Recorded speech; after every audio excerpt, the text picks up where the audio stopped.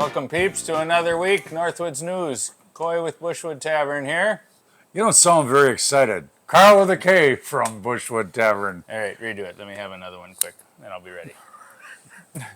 Another what? You want a drink? Want a shot?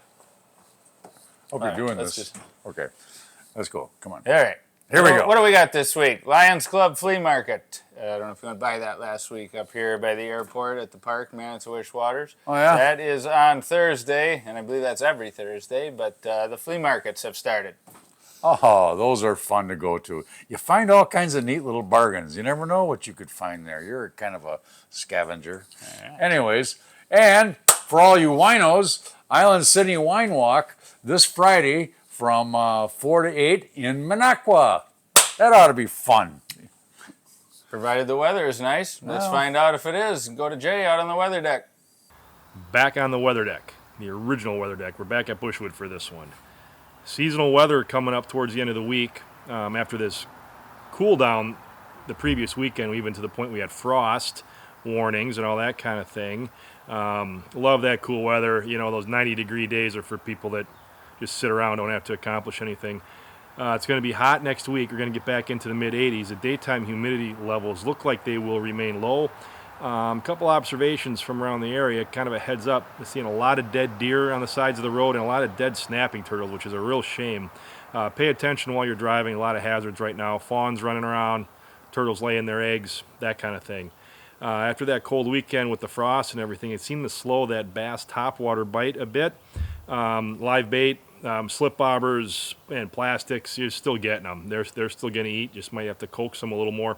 The cold did not hurt the muskie bite, as some photos I'll show a little bit later will prove. Let's go to the fishing shed, where I'm going to show you a couple of techniques to deal with the mayfly hatch. Okay, we're out in the fishing shed for a quick tip on fishing the mayfly hatch. A lot of people dread it. We've always done quite well, and one of the techniques we use, now we're talking walleyes here, we troll. You got to find the clouds of mayflies on your locator. Usually be off a weed edge, 20 feet of water, give or take, in the mud. And this is what the screens will look like. You'll almost black out. You won't be able to see the bottom in some cases. It'll read you're in 5 feet of water and you know you're over 20. So you find those clouds, and then what we do, certain lures like a flicker shad, flicker minnow, and the old standby shad wrap. And we'll throw these out, just cast them off the back of the boat about 40 feet. Now you can get to the precision trolling apps, and they'll give you specific, you got a line counter, that's the next step, get yourself a line counter, and you can precisely run that. But if you don't have that stuff, just get that bait out there, get it down, air in favor being over the tops of these, and the muskies will be there too. A lot of people, we've talked about this is a great time of year for the open water troll, and some of your Jake styles and your standard depth raters. How about that for an old school color right there? Pre-Roberts.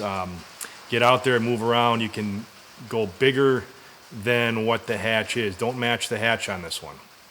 Current fishing reports we're always going to have up on our site. Guys that get out more than we do, guys at Kurtz, guys like Rob Manthei, Jeff Van der Mortel. And speaking of Jeff, let's go. Here's a beautiful tiger that one of his clients got last week along with a big heavy. Jeff is at muskieacademy.com, and you can join that site. It's a pay site, but it's like picking the brain of a guide whenever you need. And let's not forget the R&M Muskie and Tackle Pro Muskie Chain Challenge, Eagle River 3 Lakes Chain, 24th and 25th. If they fill the field, it'd be a $30,000 payout. And a big congrats to Mark Lajewski and his partner for winning the Madison Chain PMTT, and our other good friends Mark Gillich and Joey Rosansky with a solid third. So a way to represent for the Badfish guys. All right, send it back inside. Am I going or are you going? All right. Also this weekend is the Antique Boat Show in Minocqua. That's Friday and Saturday. Ooh, that's always fun. There's some really neat boats out there in that thing. I've seen that a few times. Any new ones? No, they're all replicas and collectors and that sort of thing. I see. What do you think? That's why they call it an antique show. That makes sense. Okay. Anyways, and then there's also a nature, adventure, bog investigation, Trees for Tomorrow. That's Monday, June 19th. What the heck is a bog investigation? Well, that's why you have to go to find out. Okay, I suppose. And one of our institutions up here over in Lake Tomahawk, Snowshoe Baseball, You probably drove drunk past there a couple times coming back from the pontoon. Yeah, I have. Let's go to Jeff Smith, and he'll give us a little spiel on it. All right. Yeah, we're excited to get going this year, 2023. Our season starts next week, June 19th. And after an extended winter, everybody's pretty anxious to get into the snowshoes again. We'll be running games here 7:30 every Monday night. Other than the game right before the 4th of July on Tuesday. We won't have a game then, but after 4th of July, it's every Monday all through August. We're excited this year. This is our 62nd year, I believe, of Snowshoe Baseball. They started a great tradition a long time ago, and I was put into this position, and I'm glad to do it. Just keeping a good thing going for the town and the communities surrounding us. It's a great thing for everyone. All right, the free fishing seminars in Boulder Junction, Sundays at People's Park, 7 o'clock. This week is summer fly fishing for bass. Ooh, that ought to be a good challenge. You remember that on Yellowstone when that guy was fly fishing and Rip came with the cooler and he threw it in his face with the snake in it? No, I didn't see that one. Oh, well. It kept me Is up it good? Kept me up for nights. Huh? A little present from Yellowstone. What? No! All right. Okay. And let's see, what's next? Oh, okay. This Sunday, music in the park. Jenna Jane, 4 to 6.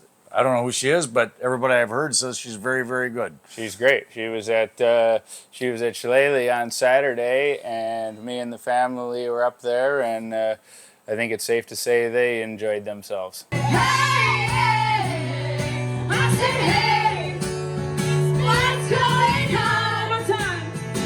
Cool. So, okay, what's next? All right, then of course we got Muskie League. So for more on that, let's go to Aaron with this week's winner.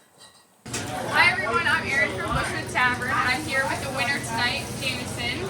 He's going to tell us a little bit about his experience tonight with this fish. We went down on the lake and fished a lot of shallow weeds, and finally on a nice inside corner had a fish come up on a bucktail and crush it in the hang on the 8, and yeah, got her in the bag, 35 and a half. So he was the winner for tonight. He ended up winning the biggest fish of the night, and then he also did win the drawing. And then on top of it, he won the side bet that everybody participates in at the beginning when they register. So another great example of why you don't have to come every single week on a Wednesday. You can come whenever you want, and you can still win everything like he did at one night. So we encourage you all to come out. Again, it starts at 4 o'clock on Wednesdays, but you don't have to be here at 4. Just come and register whenever. $20 per person, and we'll see you there. Every Wednesday, cheers. Teen surgery. Now he's sitting around in a chair by a window going, my name is Bob. All right, another staple up here in the summer, the ski shows are all starting. So I know for a fact that Minocqua Bats begin this weekend, the longest running amateur ski show in the nation. Really? I didn't know that. Yes. And in our kitchen here at Bushwood on Saturday nights and Monday nights is my niece, who's up here as a junior bat this year, Oh, really? Cassie. So you can be a bat, huh? Yep. How about that? That sounds like fun, though. Did you ever do it? Water ski? Yeah. Any good? No. Okay. All right, another feature this week, our take on the mean tweet, our mean review, someone who sent in something not so nice. So here it is, candidly handed to Carl. Oh, boy. Here we go. Hope I can read this thing. What's with Coy? Jewelry?